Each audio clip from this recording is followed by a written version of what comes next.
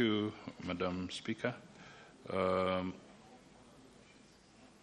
first aspect is I would like to inform the House that consular officers at our missions abroad normally visit Kenyans in distress in the host countries, such as those in hospitals, detention centers, or prisons. They offer assistance that includes issuance of emergency travel documents to Kenyans in the diaspora at home who may be in distress and want to voluntarily return. And this is in line with the 1963 Vienna Convention on Consular Relations that provides for general functions of a consulate, which includes protecting the interests of its nationals, both individuals and bodies corporate, within the limits permitted by international law. The consular functions listed in Article 5 include issuing passports and travel documents to nationals of the sending state and assistance in succession matters. Further, Madam Speaker, Article 36 of the Convention confers the following rights to a consular officer: right to receive information regarding the arrest of nationals of sending states, the right to communicate with the arrested person and vice versa, that of the arrested national to communicate with the officials of the sending state, in this case our mission staff. There is also the right to visit the national of the sending state if in custody or detention to arrange for legal representation.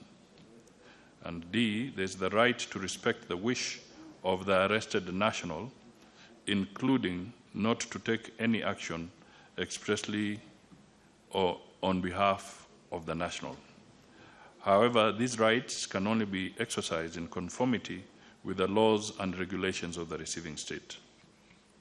I also wish to state that the Kenya Citizenship and Immigration Act, Cap 170 of the laws of Kenya, provides for issuance of emergency travel documents for Kenyans facing deportation and sets out conditions when someone can be denied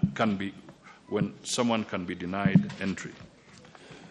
Madam Speaker, I would want to point out that so far, Kenya has entered into an agreement with South Africa regarding the return of nationals, refused entry and illegal entrance, which was signed on 23rd November 2022. Under this agreement, it is the responsibility of each country to verify the nationality of the deportees and, where necessary, grant them necessary travel documents. The agreement is, however, subject to the respective domestic laws and international instruments, including the 1969 OAU Convention governing specific problems of refugees in Africa. With regard to protocols readmitting deportees, the Citizenship and Immigration Act sets out the criteria or protocol for admission of such persons into the country.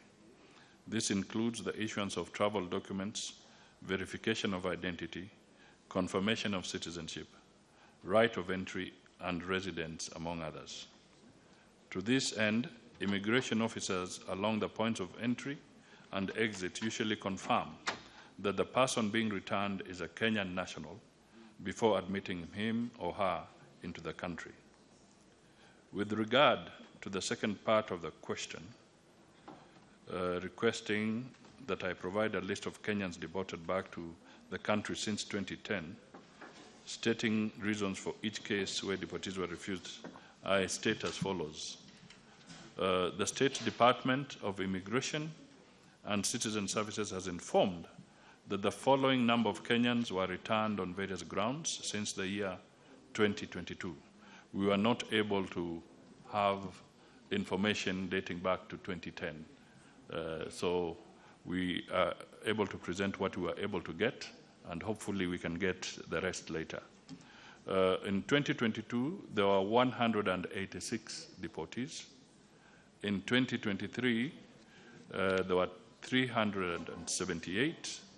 In 2024, there are 166. So a total of 730 deportees are on record since 2022 to date.